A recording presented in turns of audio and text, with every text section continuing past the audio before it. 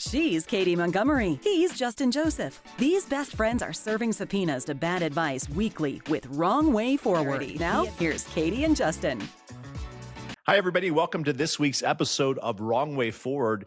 Last week, we covered some hot topics and territory over a woman who gave up her kidney. We talked about people, what their car says about them. This week, we're taking on kind of a new topic, one that I think is something that most people can relate to, how you deal with aging parents. And Justin, that is true. And unfortunately, I didn't get to the point where my parents were truly aging. I lost my mom when she was 64. I lost my dad when he was 73 and was still working full time. They were both kind of able-bodied, very healthy people. But being in middle age, I am hearing where people are starting to get very concerned about their parents. And it's interesting. We're seeing a lot of pushback from parents of not wanting to downsize, not wanting to move into, kind of a residential assisted kind of living space.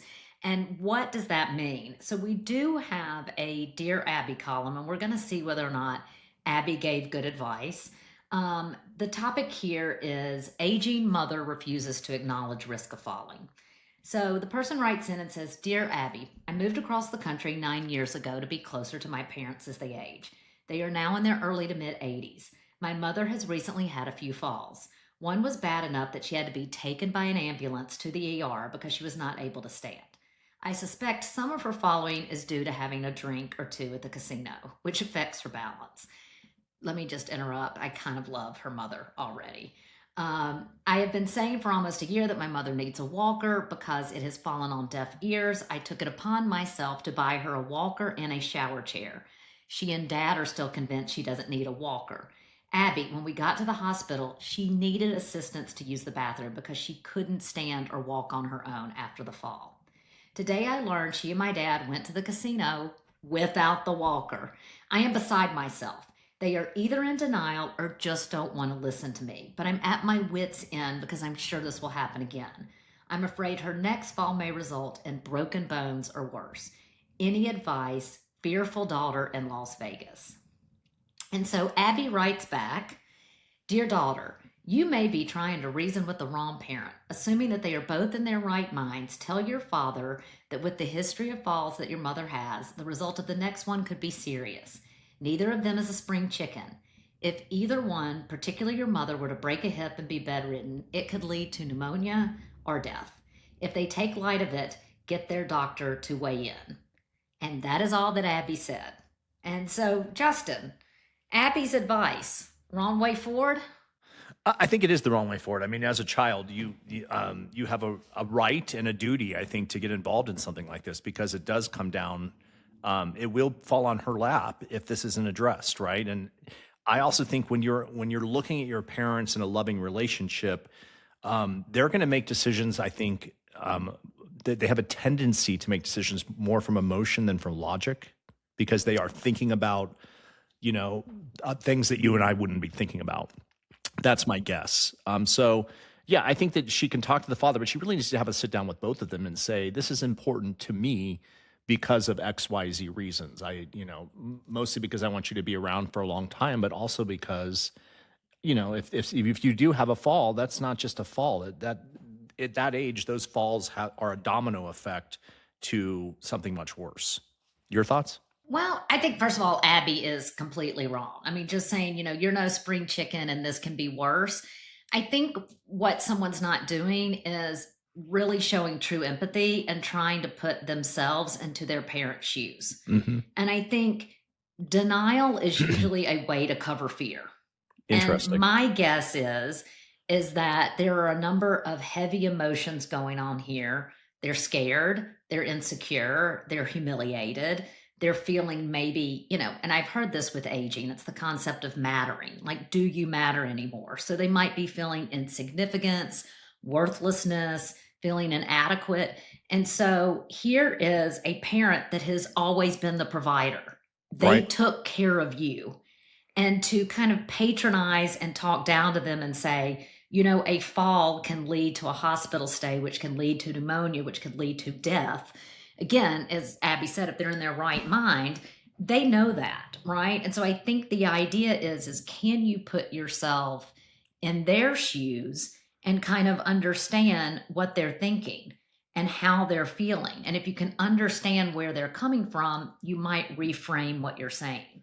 So you Because thought I was the wrong way forward as well. yeah, because I think it's very interesting. I actually think my father would have been a horrible old person because he was athletic and well and Yeah. young at heart and very smart. And I think certain things slowing him down, he was a proud man and an active man. And I think rather than accepting it, reframing it, and owning it, I think he would have dug his heels in and Yeah. fought it. And I think And you guys would have fought. I mean, because you had no problem telling him. Probably. And I think I probably didn't have the right frame of mind to understand that this is somewhat an identity crisis. He's been the provider, he's been healthy, he's been well, he's been a business owner, he's been a physician. And then I probably also didn't think of what they called the slope theory, right? A slippery slope. You tell me I need a walker, that immediately makes me think of a nursing home, Yeah. right? And so it's kind of baby steps. And so I think the question here is, how do we reframe and instead say, I want you to be independent. I want you to go to the casino. I want you to live on your own. We can do that, and you can do that for a longer period of time if we implement these things, right? You can maintain your identity. You can maintain your independence. I think there would have been a better way to word this, and I think Abby was pretty flippant with it. Yeah, I agree. And here's the thing, too, that I think people forget is the dad, it cracks me up. Like they're all living in Las Vegas and they're just running over to the casino, having a few beverages and playing. Dad doesn't want to lose His drinking buddy. his drinking buddy, his casino buddy. And you know what? He probably doesn't want to deal with a walker himself. 100%. And so, and again, he's probably in denial also because this is his significant other. And so I think saying go to the dad is not necessarily the right way forward either. Yeah. Well, we're dealing with this in my own family, and I want to be careful.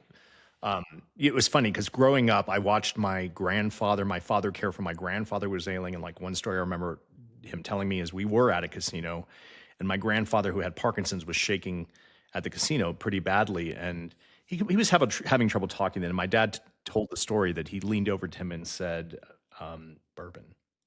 And my dad didn't know what that meant. And then he realized that my grandfather wanted a bourbon and he wasn't allowed to drink, but my father got him one and, and he stopped shaking.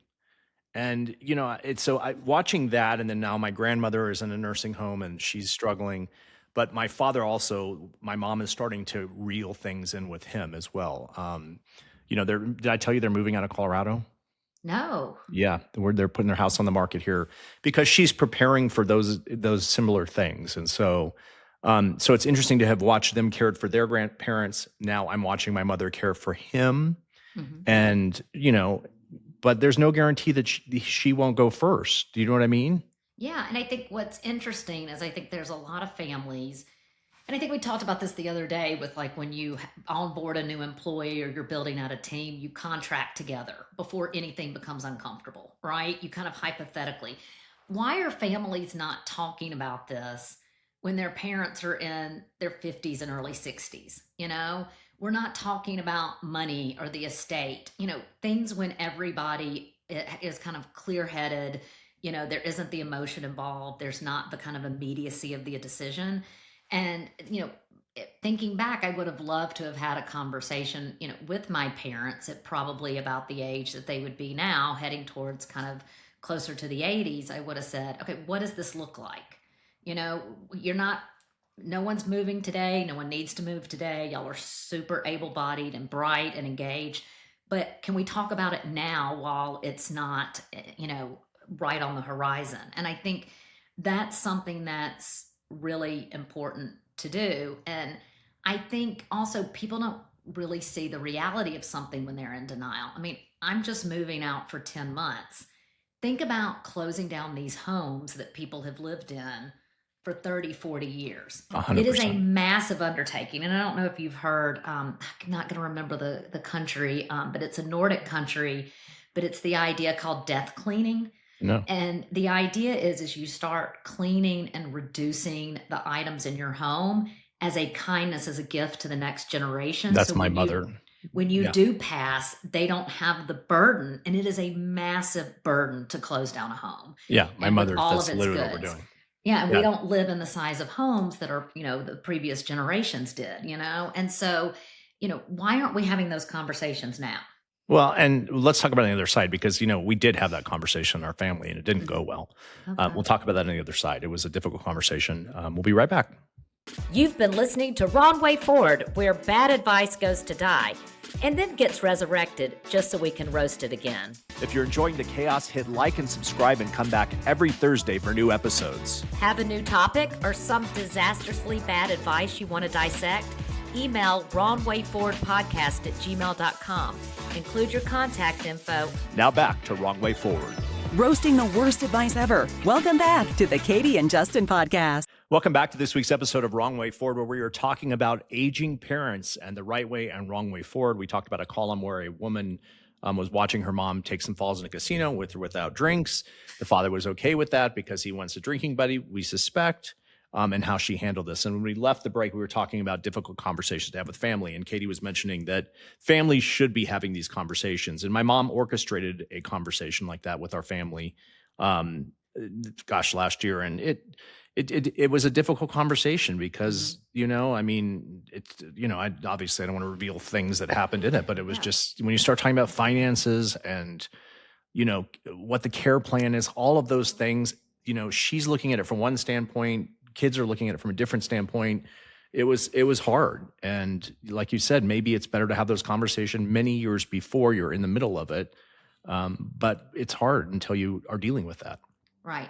And I think, what I found is that, when my mother passed away, my dad had something medical. It was small. I mean, it might have been like a rotator cuff surgery or something, of kind of little consequence.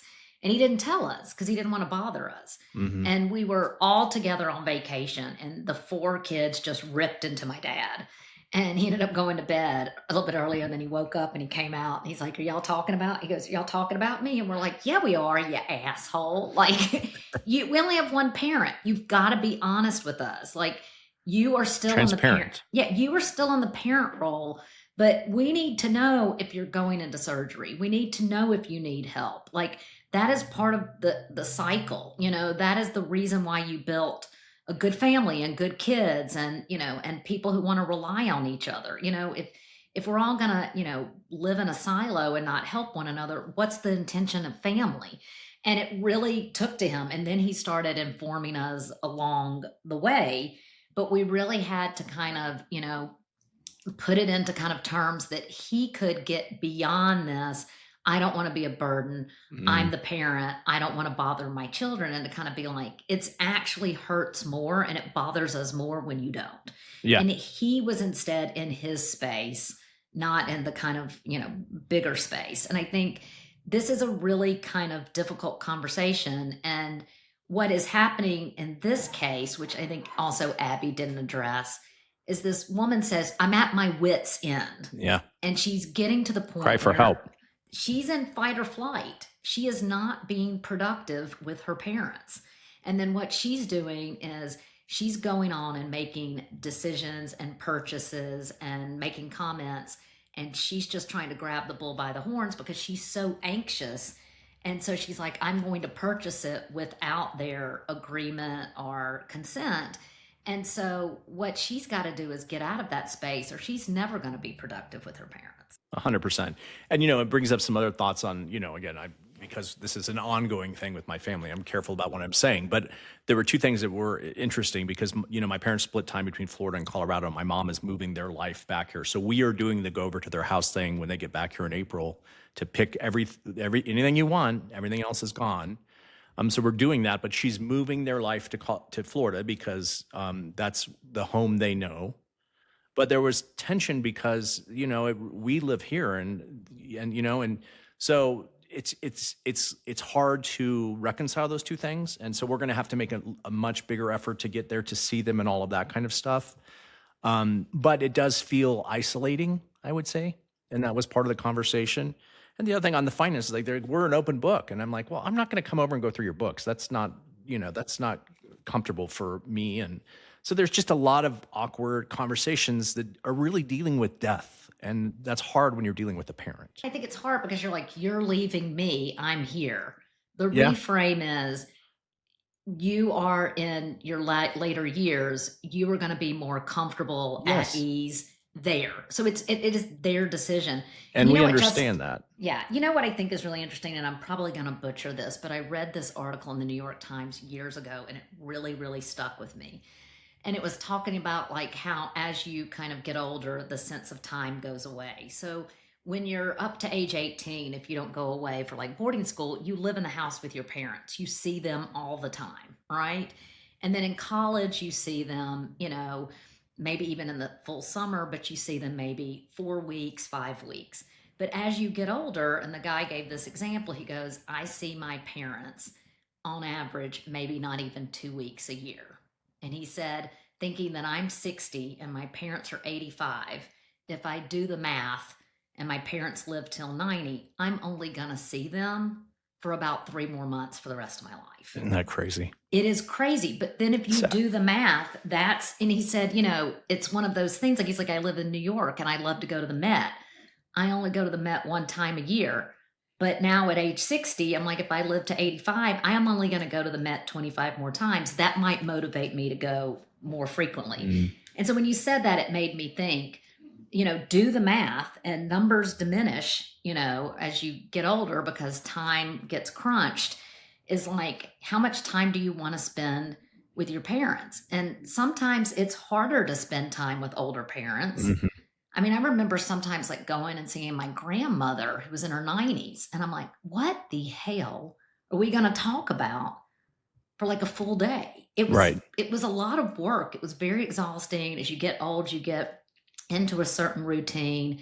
And so sometimes it's hard to go visit because it's not the lively trip y'all used to take or this or that. She's not going to make you a steak dinner. You're going to sit around and laugh and have wine. Yeah, exactly. And like, you know, they're going to bed earlier and they're not drinking as much. And, you know, and so sometimes they get more conservative, you name it. Different things happen as people age.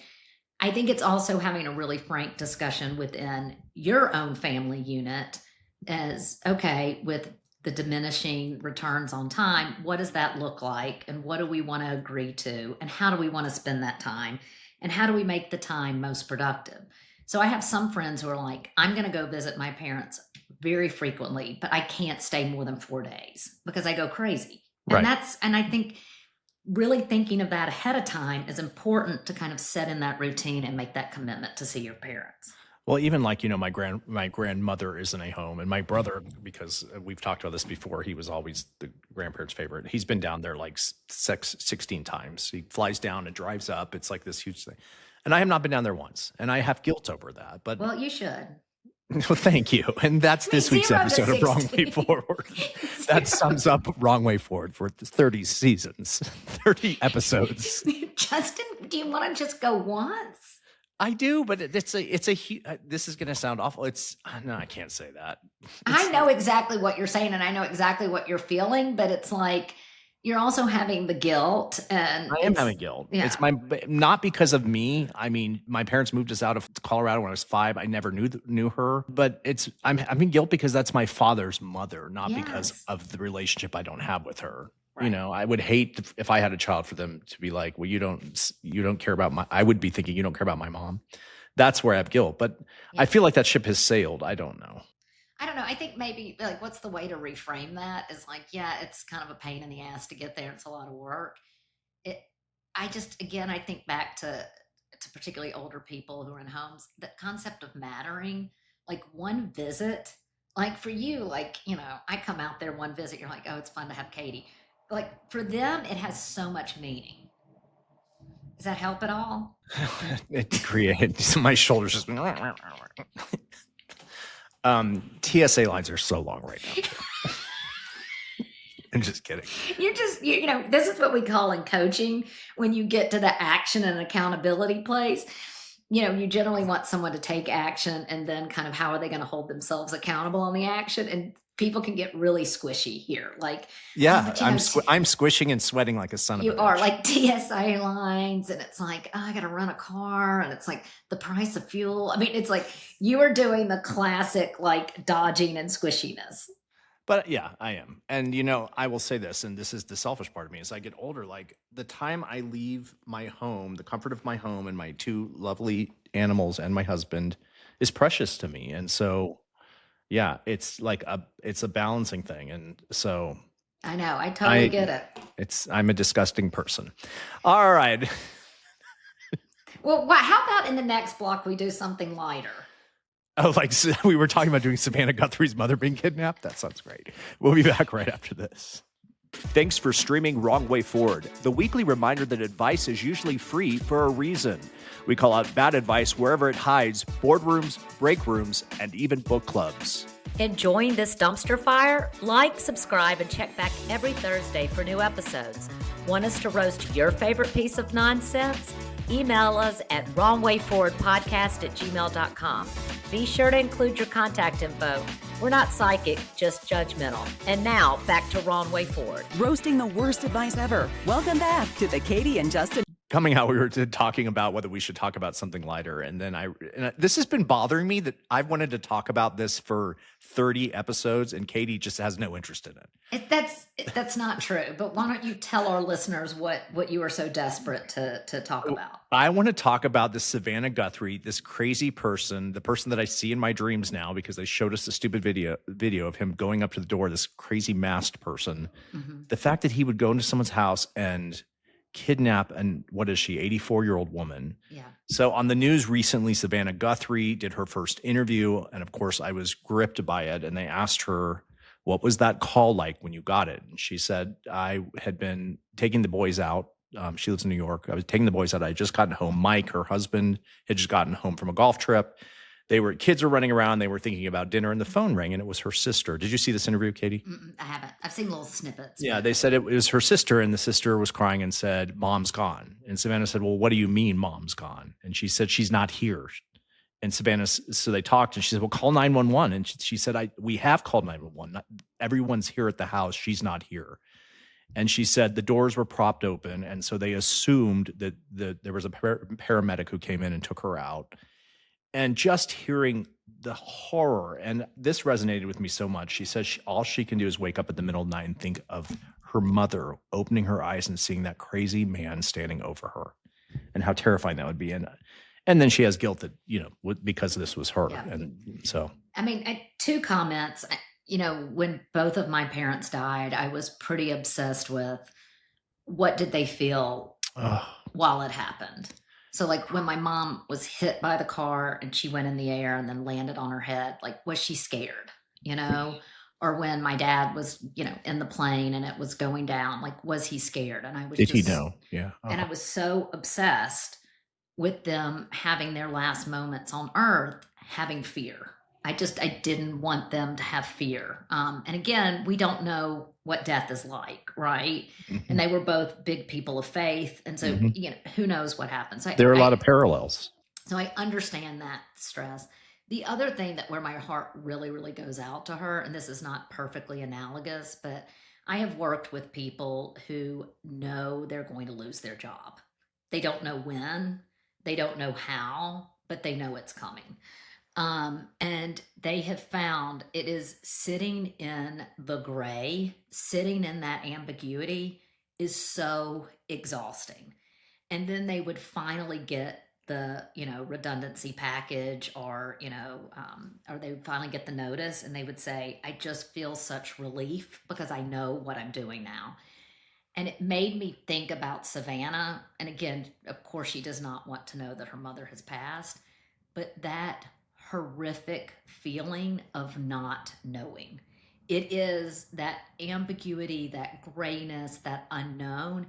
It can literally eat you away. And so my heart just goes out to her for everything, but just sitting in that space is so traumatizing, exhausting, and overwhelming. And that's where my heart just breaks for her and her family. On that note, the other part of the interview they asked her about was, she's a big woman of faith. I didn't even know that. I know that only because I've been watching so much coverage, and that's been a big part of the coverage. Is the mom was a big woman of faith. Savannah wrote a book on faith, all of that, and so that's been a huge part of her journey here. And she said all she's done is pray, because like you, she wanted peace. She wanted to know where they're at, and she said she believes the voice of God spoke to her one night. She was praying, "Where is she? What's going on?" And she heard a voice say, "She's with me." And she said, I don't know whether that means she's with her on the earth somewhere. I assume it means she's within heaven, but it sounded like that brought her some peace. How did you find peace to figure out what you were going through, to answer that question of fear? I think it just, for me, somewhat faith, but I think also, spending time with loved ones, knowing the impact my parents had on earth, knowing what good they did. A few people said things to me, and we can talk about, this in kind of a future episode, because I know a lot of people are experiencing terrible loss, but, a few things people would say things like, your mama raised you to be able to handle this, or someone told me this one time, and people I'm sure listening are gonna be like, that's really cheesy. And somebody said, God always takes the good ones early. And that's kind of cheesy, but it just really kind of resonated with me. But it takes time. And I have a few friends who've had significant losses lately, and it will always hurt.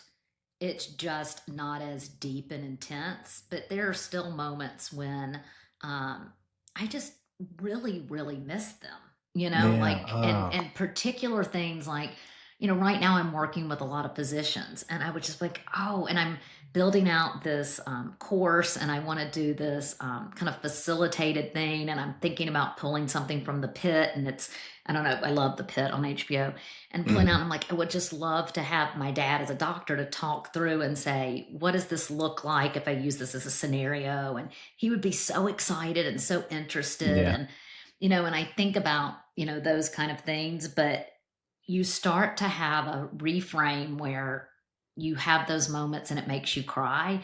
And then they eventually evolve into moments where I'm like, I'm so grateful I had that kind of relationship with my father where we could talk about that, and that he was intellectually curious and he was interested in what I do, and how grateful I am for that. So, but really. And our podcast, he would have loved our podcast. We could wrap up by the last time I saw Katie's father, we were in a bar in New Orleans, and I cried to him. You did. And my dad thought it was very strange, but he still really loved you, because he still remembers you coming to our house, and we were sitting out by the pool having drinks, and you were just reading a John Grisham book, and he goes, well, that guy sure just does make himself at home. I cried to him because Katie had spent 5 years overseas, and I was like, why did you let her go? I had too much to drink. Anyway. You did. You also said from that I was not going to say this. You said that line from Sex and City. You said something like, I think you said to Nikki, let's go get our girl. That's right. All right. Well, on that note, we always try and keep this light and fun. And so this last C block took a turn, but it was a good turn. And so as always, we thank you everybody for listening. You can text us your thoughts on this show or any of our episodes at 720-251-4450, 720-251-4450. And Katie, you take us out. Yeah. And please also, we love to hear from you by email. That's wrongwayforwardpodcast@gmail.com. You can also find us on all of our social media. And if you want to see our video, you can check us out on YouTube. We'll see you next week. All right, that's a wrap on this week's episode of Wrong Way Forward. Remember, the only thing worse than taking bad advice is giving it. If you've liked what you've heard, like, subscribe, or follow us wherever you stream podcasts. And if you've got a topic or need some advice we'll probably regret giving, email us at wrongwayforwardpodcast@gmail.com. Thanks for listening to this week's episode of Wrong Way Forward.